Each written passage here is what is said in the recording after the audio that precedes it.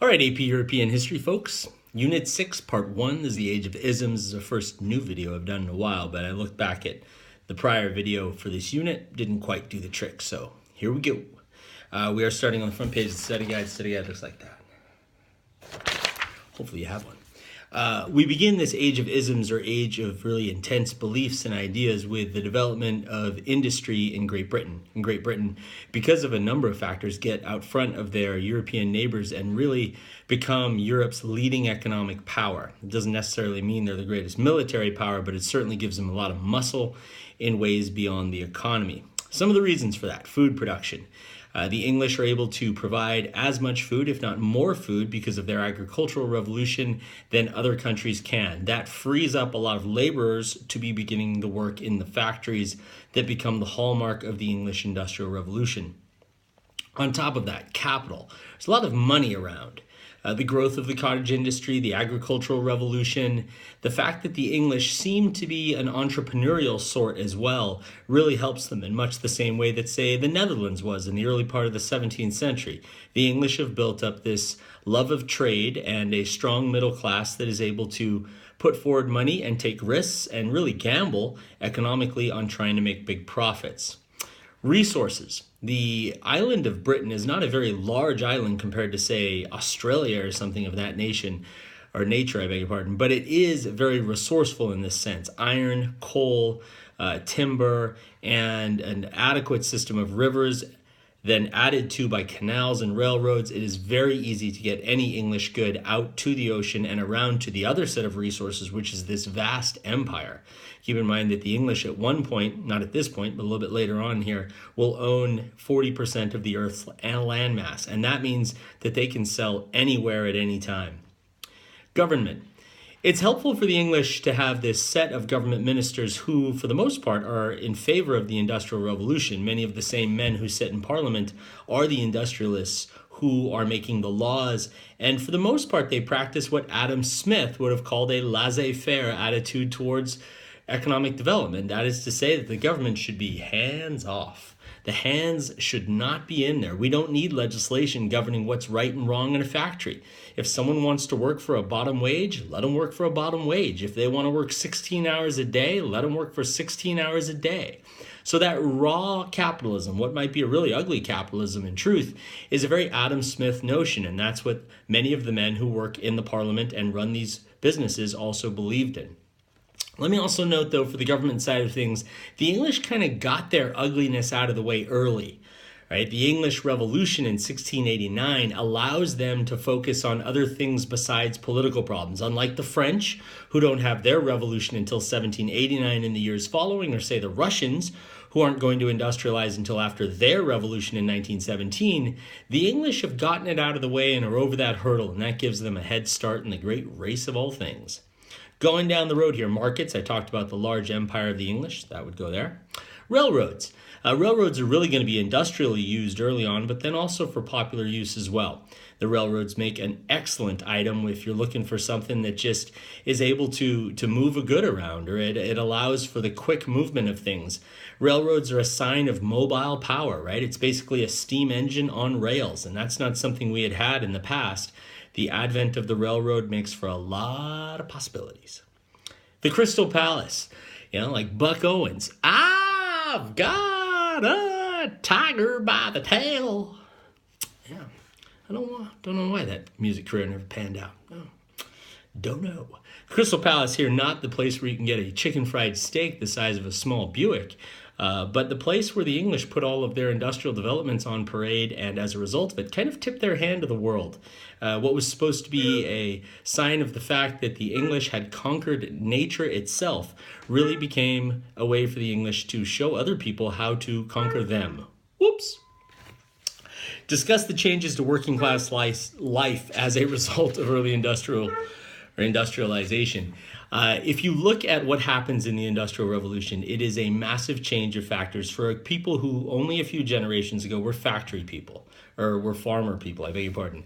These people go from being fundamentally able to control their own system to not being able to control their own system at all. If you worked on a factory, you controlled the hours that you worked in a day, or maybe you even took a day off in the week. That was really a decision a family could make. That factory is not taking any days off. You work constantly. The conditions of work are not outdoor in the air, and as miserable as farm life could be, at least it provided some variety. The monotony of factory life is going to be horrendous. Factor that in with urbanization and the process of cramming all of these people into a closed space and not providing adequate shelter for them or food for them or ventilation of the air, and you have got a mess. The sort of mess that you just don't really avoid in any of the circumstances of industrialization. Industrialization is just a bugger. Anywhere it happens, this occurs. You look at America in its first industrial period and then its second industrial period around the turn of the 19th to the 20th century. Same thing. You look at what happens to the Russians when they try and hyper-industrialize in the 20th century, in the 1920s and early 30s. Same thing. Industrialization is just incredibly difficult to do, and initially it's going to be very bad for the people. Now, eventually it is good for the people, but that initial process is going to be incredibly rough on folks. One of the groups, flipping the page in case you missed that, one of the groups that really factored pretty well here was the middle class. The middle class is a group of individuals who are trained and educated, very religious. They tend to live outside of the city, and they're a group that are going to see the Industrial Revolution as proving grounds for their particular view of the world. Hardworking, improvable, and a society where there's ultimately a lot of factors at change there. And that middle class is going to get stronger and stronger. Now, transitioning to the socialists. Socialism is an idea of economics that comes along as a result of the Industrial Revolution. Now, the Industrial Revolution had brought with it a lot of positives, but one of the negatives was that it certainly wasn't great for every worker. Early socialists, like utopian socialists, believed that the sharing of wealth, which is the goal of all socialism, the sharing of the wealth of a society, the early socialists believed that that was going to happen when the wealthy individuals of a society gifted their money down the chain to the not so wealthy members of the society, a moment of real charity. Now, that idea isn't going to really work out in the mind of Karl Marx. Marx is the one who gets the credit for being really the center point of socialist ideas. So if you hear someone going on about socialism, they generally are going to throw Marxism into there or something like that, and they're going to have points about what Marx said. Now, the reason Marx gets so much focus is that Marx puts forward a different interpretation of events. The utopian socialists thought that the transition to socialism would occur through a voluntary action of the wealthy. Marx thinks that's baloney. Socialism is going to occur through violence in his eyes. There's going to come a moment when the haves are so few and the have-nots are so many, and the have-nots realize that there are so few haves and they are going to take them. To put that in Marxian terms, at some point the proletariat, the working classes, will realize their collective power, and they will unite out of class consciousness, and they will overthrow the bourgeois and seize the resources and the factors of production within the society. Now, Marx thought that this was scientific. He thought it had to happen.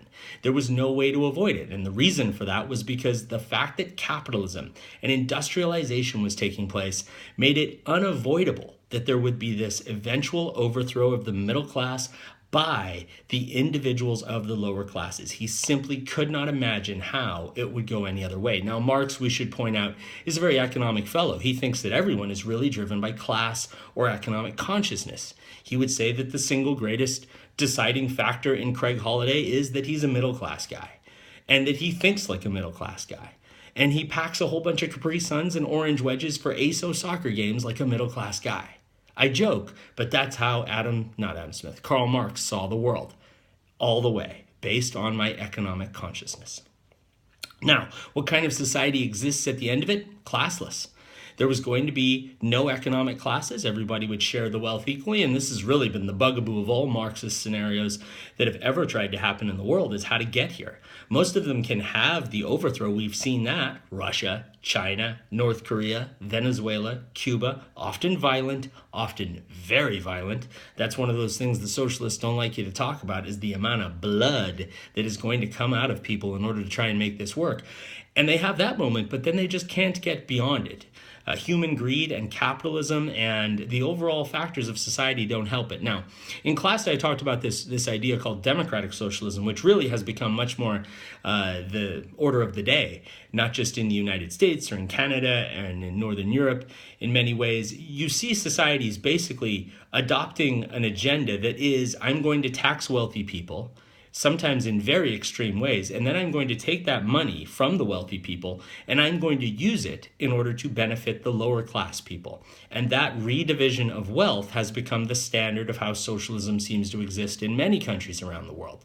And it's not something that Marx would have wanted, because Marx thought that you need an absolute socialist system, and he kind of wanted the elimination of the bourgeois in order to make it happen. But what has really happened is that the socialist revolution has occurred not at the edge of a sword or from a bullet, but at the ballot box, by the votes of millions of people deciding that they were going to tax wealthier individuals. And that's how it's gone. More in the next installment. Bye-bye.